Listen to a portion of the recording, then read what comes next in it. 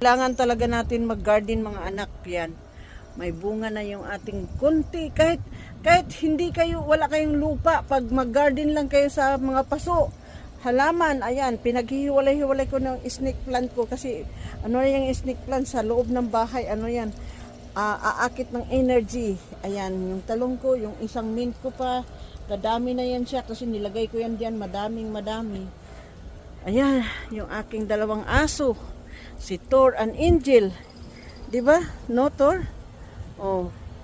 Ayan. Thor and Angel yan. 'Di ba, Thor? Oh.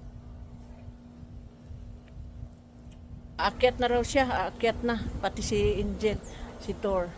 Akyat? No, go there with your brother. Go there with your brother. Come on.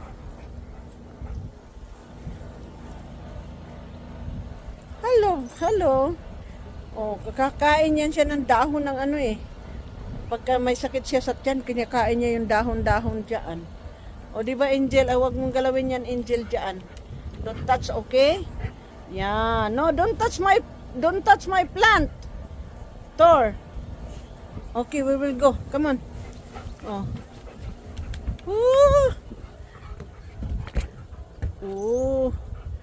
Yan na. Papasok na raw siya sa loob ng bahay. 'Di ba? Pasok na kayong dalawa? Oh. Okay, Thor.